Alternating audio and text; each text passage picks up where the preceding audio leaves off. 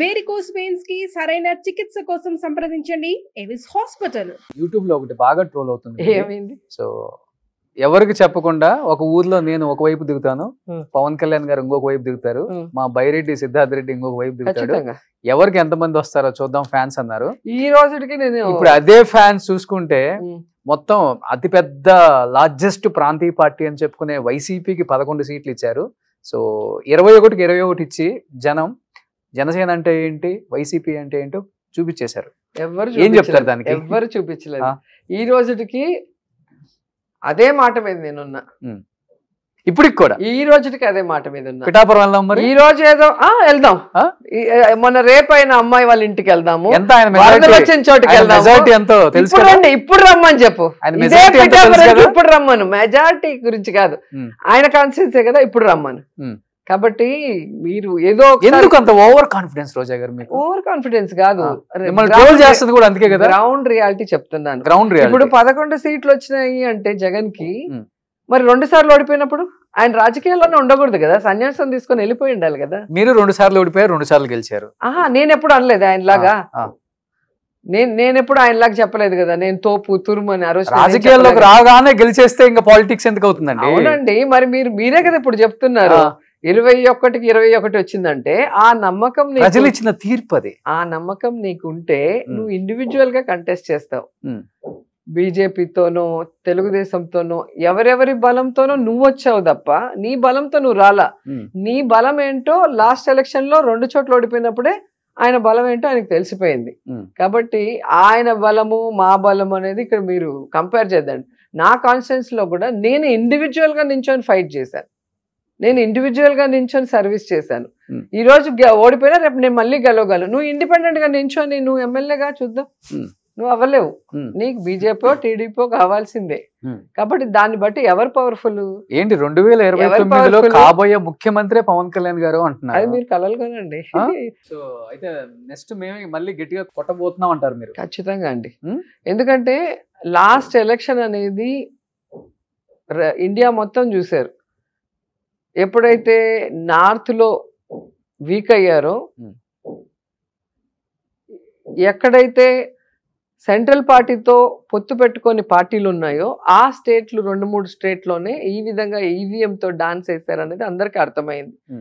ఇక్కడ మీరు తెలుసుకోవాల్సింది ఒక్కటే, ఈరోజు ప్రతి ఇంటికి ఎంతమంది ఉంటే అంతమందికి సర్వీస్ చేసిన జగన్మోహన్ రెడ్డి గారిని వద్దనుకొని ఇల్లు లేని ప్రతి వాడికి ఇల్లు ఇచ్చి, వాళ్ళ పేద పిల్లలకి చదువునిచ్చి, వాళ్ళకి ఆరోగ్యశ్రీ ద్వారా సపోర్ట్ చేయడమే కాకుండా హాస్పిటల్స్ని రెన్యువేట్ చేసి, స్కూల్స్ని రెన్యువేట్ చేసి, ఒక క్వాలిటీ ఎడ్యుకేషన్, క్వాలిటీ వైద్యం అందించాక ఇవి మాకొద్దు అని ఆయన నోడిచ్చి ఏమీ చేయని వాళ్ళని ఎప్పుడు అందుబాటులో లేకుండా ఎక్కడో హైదరాబాద్ లో రెస్ట్ తీసుకునే వాళ్ళకి ఓటేస్తారని మీరు అనుకుంటున్నారా? ఫస్ట్ పాయింట్ చెప్పేది చేస్తే 11 సీట్లు ఎందుకు చెప్తున్నాను.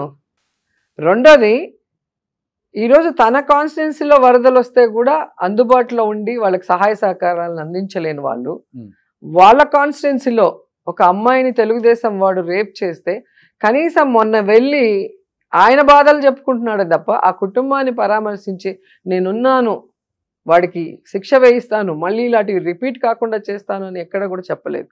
మీరు తెలుసుకోవాల్సింది అంటే, విమెన్కి ఏదైనా జరిగితే నేను ఉంటాను, నన్ను నమ్మండి అని పబ్లిక్ లో గొంతు చించుకొని అరిశారు. ఈరోజు అదే ఈ రాష్ట్రంలో నిన్న అసెంబ్లీలో క్లియర్ గా చెప్పింది హోంమంత్రి, 7,200 మంది మిస్ అయ్యారు 5 నెలల్లో. మరి ఏం మాట్లాడట్లేదే? ఆ రోజు వైఎస్ఆర్సీపీ అధికారంలో ఉన్నప్పుడు 34,000 మంది మహిళలు విమెన్ ట్రాఫికింగ్ అయిపోయారు, ఈ వాలంటీర్స్ అమ్మేశారు అని చెప్పారే. అదే అసెంబ్లీలో మీరు అధికారంలో ఉన్నప్పుడు ఈ అసెంబ్లీ సెక్షన్లో కేవలం 34 మందే మిస్ అయ్యారు అని చెప్పి మీ హోంమంత్రి ఇచ్చింది మా గవర్నమెంట్లో. మీ గవర్నమెంట్లో 5 నెలలకి 7,200 మంది మిస్ అయ్యారని మీ హోంమంత్రి చెప్పింది. మరి ఇప్పుడు ఎందుకు నోరు మెదపట్లేదు?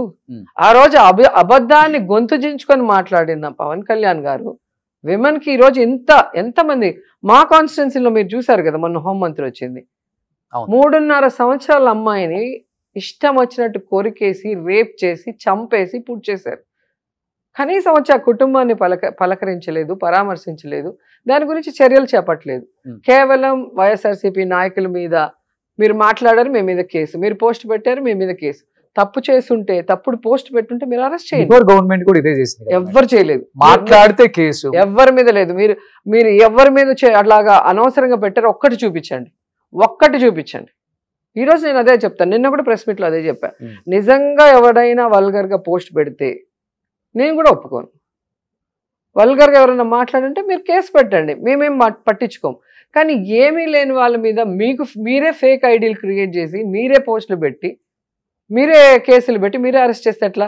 మీరే కదా మొన్న మీ పోలీసులో పట్టుకున్నారు కదా వైజాగ్ లో. ఎవరి పేరు మీద అయితే మీరు అరెస్ట్ చేసి లోపల పెట్టారో ఆ అబ్బాయిది కాదు ఐడి, అది ఫేక్ ఐడి, టీడీపీకి సంబంధించిన వైజాగ్ అతను పెట్టాడని అతన్ని అరెస్ట్ చేశారు కదా. అట్లా ప్రూవ్ అవుతాయి. మీరు కరెక్ట్ గా ఇన్వెస్టిగేషన్ చేయండి, పోలీసులకు అవకాశం ఇవ్వండి. కాబట్టి ఒక ఎమ్మెల్యే స్థాయి బండారు సత్యనారాయణ నా గురించి మాట్లాడిన మాటలు మీరు చూస్తే మీరు అసలు సహించలేరు. పోయి నేరుగా వాళ్ళని నరికేయాలనుకుంటారు. అంటే దగ్గరుండి అలా వాళ్ళ ఎమ్మెల్యే, ఎక్స్ ఎమ్మెల్యేలతో, ఎక్స్ మినిస్టర్లతో వల్గర్గా మాట్లాడిచ్చేది. అసలు జన సైకోల్లాగా వాళ్ళ పేజీల్లో లేడీస్ కూడా ఎంత వల్గర్గా మాట్లాడతారు, మార్ఫింగ్లు చేయటం. కానీ అదే వాళ్ళ ఇంట్లో ఆడవాళ్ళకి చేస్తే, వాళ్ళ అమ్మకో వాళ్ళ చెల్లికో అదే ప్లేస్లో వాళ్ళ వైఫ్ ఫేస్ కట్టు పెడితే ఎట్లుంటుంది? అది మంచి కట్టుబాటు కాదు. గవర్నమెంట్ కైనా కానీ ఎవరికి కదా, ఆడవాళ్ళని లాగకూడదు, ఇట్లా అనవసరమైన వాటిలో లాగకూడదు. పొలిటికల్ గానా నువ్వు ఏమైనా మాట్లాడు. రోజా గారు సరిగ్గా ఎమ్మెల్యేగా పనిచేయలేదో, సరిగ్గా మంత్రిగా పనిచేయలేదో, లేదా అవినీతి చేసిందో, తినిందో నువ్వు మాట్లాడు, నేను ప్రూవ్ చేస్తాను నేను తప్పు చేయలేదని చెప్పి. అంతేగాని వల్గర్గా మాట్లాడటం, వల్గర్ పోస్టింగ్లు పెట్టడం, నన్ను కాకుండా నా పిల్లలు వాళ్ళకేం తెలుసు, వాళ్ళు ఎక్కడో చదువుకుంటున్నారు, వాళ్ళ ఇన్స్టాలో వాళ్ళ ఫొటోస్ కింద వల్గర్గా మాట్లాడటం, ఫోటోలు మార్ఫింగ్ చేసి పెట్టడం. సో వాళ్ళని అరెస్ట్ చేయమంటే వాళ్ళని అరెస్ట్ చేయరు, కళ్ళ ముందు కనిపించేటివి అరెస్ట్ చేయరు, లేని వాటిని ఎత్తికి ఎక్కడో ఏదో ఉందంటారు. ఇప్పటికి కూడా చెప్తున్నాను, నిజంగా తప్పు చేస్తే ప్రూవ్ చేయండి, తప్పు చేసిన వాడిని శిక్షించండి, చేయని వాడిని అనవసరంగా టార్గెట్ చేయొద్దండి. ఎందుకంటే టార్గెట్ చేస్తే పిల్లైనా రూమ్లో కొట్టే తిరగబడుతుంది. సో జనాల్లో తిరుగుబాటు వస్తే తరిమి కొడతారు. సుమన్ టీవీలో మీ పర్సనల్ అండ్ బిజినెస్ ప్రమోషన్స్ కోసం కింది నెంబర్కి కాంటాక్ట్ చేయండి.